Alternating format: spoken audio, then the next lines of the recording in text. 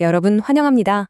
오늘 이 시간에는요, 우리 현대사회를 쉴 새 없이 움직이게 만드는 그 보이지 않는 강력한 힘, 네, 바로 전기에 얽힌 미스터리를 완전히 파헤쳐 보려고 합니다. 사실 눈에 안 보이니까 꽤 막연하게 느껴지잖아요. 하지만 오늘 이 해설을 통해서 그 진짜 모습을 아주 쉽고 명확하게 확 와닿게 설명해 드릴게요. 자, 그럼 바로 들어가 볼까요? 평소에 이런 생각 해보신 적 없으신가요? 하루 종일 손에 쥐고 사는 스마트폰, 배터리가 가끔 손난로처럼 엄청 뜨거워지잖아요. 또 주방에서 전기를 어마어마하게 먹는 전자레인지를 팍팍 돌리는데도 왜 우리 집 전체 전선에는 불이 나지 않는 걸까요? 사실 일상적인 현상이지만 전기의 핵심 원리를 아주 날카롭게 찌르는 질문들이거든요. 오늘 해설이 다 끝날 때쯤이면 이 두 가지의 미스터리가 정말 머릿속에서 완벽하게 이해되실 겁니다. 자, 첫 번째 파트입니다. 복잡한 수학 공식 다 빼고 누구나 아는 흐르는 물로 전기를 이해해보는 시간입니다. 자, 본격적으로 파헤쳐볼까요? 눈에 보이지 않는 전기 회로를 화면에 보이는 물리적인 배관 시스템, 그러니까 물 펌프라고 한번 상상해보세요. 여기서 전압은 펌프가 물을 쫙 뿜어내는 압력입니다. 그리고 전류는 파이프를 따라 실제로 콸콸 흐르는 물의 양을 말하죠. 마지막으로 저항은요, 파이프 중간에 이렇게 좁아진 부분, 즉 물이 확 지나가지 못하게 방해하는 곳이라고 보시면 됩니다. 어때요? 아주 직관적이고 간단하죠? 그럼 두 번째 파트, 바로 배터리 속에 숨겨진 펌프로 넘어가서 에너지원의 진짜 속을 한번 들여다보겠습니다. 흔히들 건전지를 그냥 에너지가 담긴 단순한 물통이나 바구니 정도로 생각하기 쉽습니다. 그런데 내부를 들여다보면 사실 그렇지가 않거든요. 건전지는 아주 활동적인 기계식 엘리베이터, 이른바 충전 펌프 역할을 합니다.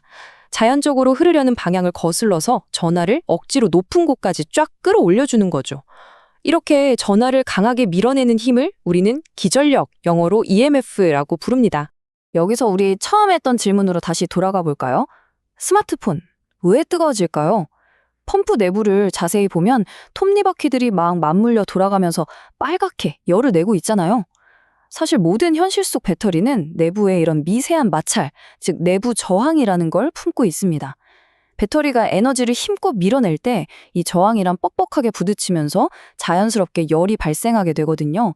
그 결과로 우리가 실제로 쓸 수 있는 전압은 이론상의 수치보다 아주 살짝 줄어들게 됩니다. 그러니까 배터리가 뜨거워지는 건 뭔가 잘못된 게 아니라 아주 자연스러운 물리적 현상이었던 겁니다. 세 번째 파트는 직렬 연결. 오직 하나의 길만 존재하는 닫힌 고리에 대한 이야기입니다. 이것이 직렬의 핵심을 기가 막히게 잘 보여주는데요. 에너지가 출발해서 도착할 때까지 갈 수 있는 길이 딱 하나뿐입니다. 파이프를 흐르는 물 입장에서는 중간에 어떤 장애물이 있든 얼마나 좁아진 구간이 있든 간에 무조건 그 모든 방해물들을 순서대로 하나하나 뚫고 지나가야만 해요. 의외로요? 그런 건 아예 없는 상태인 거죠. 길이 하나뿐이니까 여기에는 절대적인 규칙이 딱 생기게 됩니다. 어느 구간을 재보더라도 흐르는 물의 양, 즉 전류는 무조건 다 똑같습니다. 도망갈 데가 없으니까요. 그런데 펌프가 처음에 확 밀어준 전체 압력, 즉 전압은 장애물을 하나씩 통과할 때마다 마치 계단을 내려가는 것처럼 툭, 툭 깎이면서 소모됩니다. 하지만 이런 직렬에는 정말 치명적인 약점이 하나 있습니다. 눈치채셨겠지만 길이 하나뿐이라서 부품 하나가 탁 망가져 길이 막혀버리면 전체 시스템이 아예 올스톱 돼버리는 거예요. 예전에 크리스마스 트리 전구 하나 나가면 줄줄이 다 꺼지던 거 다들 기억하시죠? 그래서 요즘 공학자들은 필라멘트가 끊어져도 절연체가 녹으면서 전기가 통할 수 있게 해주는 일종의 비상용 우회로인 점퍼선 기술을 물리적으로 심어놓곤 합니다. 자, 이런 직렬 연결의 단일 경로 문제를 해결하려면 엔지니어들에게는 뭔가 완전히 다른 접근법이 필요했어요. 그렇게 해서 등장한 게 바로 직렬과는 규칙이 180도 다른 새로운 방식입니다. 직렬이 흐름을 묶어두고 압력을 나눠 썼다면 이제는 반대로 압력을 하나로 묶고 흐름을 나눠 쓰는 방식이 등장한 거죠. 그래서 네 번째 파트, 독립적으로 나뉘는 갈래길, 병렬 연결입니다. 현대 문명을 가능하게 한 마법 같은 설계죠. 물길이 이렇게 여러 갈래로 쫙 나뉘는 모습을 한번 보세요. 여기서 진짜 중요한 건 저렇게 나뉜 파이프들이 각각 메인 펌프 양 끝에 직접 다이렉트로 연결되어 있다는 사실입니다. 펌프에 직접 물려 있으니까 길이 2개든 10개든 상관없이 각각의 파이프는 모두 펌프가 뿜어내는 것과 정확히 똑같은 압력을 받게 되는 거예요. 그래서 여기서 정말 중요한 포인트는 이겁니다. 각 길에 걸리는 압력, 즉 전압은 모두 동일하게 짱짱하게 유지되지만 실제로 그 안을 흐르는 물의 양, 전류는 각 길의 상황에 맞게 쪼개져서 흐른다는 거죠. 당연한 얘기겠지만 장애물이 적고 넓은 파이프 쪽으로 가장 많은 물이 와르르 쏟아져 들어가게 됩니다. 자, 여기서 우리가 처음 했던 2번째 질문의 해답이 시원하게 나옵니다. 거실에서 TV를 확 끈다고 주방 냉장고가 갑자기 픽 꺼지진 않잖아요?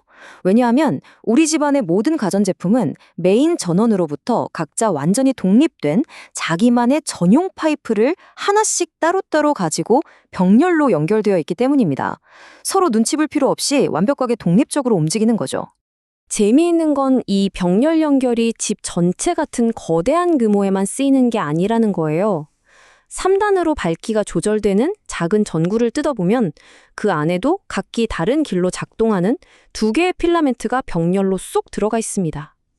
전압은 깎아먹지 않고 그대로 짱짱하게 유지하면서 필라멘트를 어떻게 켜느냐에 따라 빛의 양만 차곡차곡 더해서 밝기를 조절하는 아주 기가 막힌 응용법이죠. 드디어 마지막 5번째 파트, 편리함과 안전의 결합입니다. 현실 세계에서 직렬과 병렬이 어떻게 합쳐지는지 볼까요? 지금까지 머릿속에 들어온 내용들을 한번 싹 정리해보는 지도를 그려볼게요. 직렬은 오직 하나의 길을 같이 쓰니까 하나가 쓰러지면 다 같이 멈추는 완전한 운명 공동체입니다. 반면에 병렬은 똑같은 압력은 나눠받지만 각자의 길을 가기 때문에 옆 동네가 망가져도 나는 독립적으로 끝까지 살아남는 구조인 거죠. 자, 그런데 여기서 공학자들의 진짜 천재적인 묘수가 등장합니다. 방금 집안 기기들을 편리하게 쓰려고 싹 다 병렬로 연결했다고 했잖아요. 그런데 여름에 에어컨, 오븐, 세탁기 다 같이 돌리다가 전류가 너무 많이 쏠려서 불이라도 나면 어떡하죠? 그래서 집 전체 전력이 들어오는 입구, 그러니까 현관문 딱 그 위치에다가 누전 차단기라는 마스터 스위치 하나를 직렬로 턱하니 달아놓는 겁니다. 과부하가 걸리는 아찔한 순간 이 차단기 하나만 딱 떨어지면 직렬의 원리 때문에 집 전체 전기가 1초 만에 올스톱되면서 화재로부터 우리를 안전하게 지켜주는 거죠. 자, 이제 이 모든 게 어떻게 하나로 연결되는지 핵심 원칙 3가지만 딱 되짚어 보겠습니다. 첫째, 배터리의 기전력은 에너지를 억지로 쫙쫙 밀어내는 강력한 펌프입니다. 둘째, 직렬 회로는 단 하나의 길에서 꼼꼼하게 흐름을 공유합니다. 그리고 셋째, 병렬 회로는 각자 독립된 길에서 동일한 압력을 빵빵하게 공유하죠.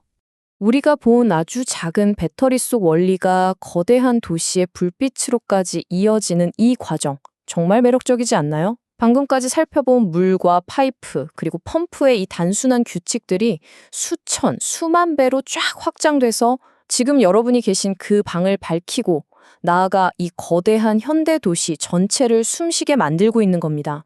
오늘 이 해설을 끝까지 함께 해주신 여러분, 이제 앞으로는 벽에 붙은 스위치를 켜거나 혹은 주머니 속 스마트폰이 뜨끈해질 때 그걸 그냥 예전처럼 무심코 넘기진 못하실 겁니다. 그 보이지 않는 벽 너머에서 거대한 톱니바퀴들이 맞물려 돌아가고 강물 같은 에너지가 배관을 타고 힘차게 뿜어져 나와 우리 세상을 쉴 새 없이 움직이고 있는 역동적인 모습. 이제는 눈앞에 생생하게 그려지시죠?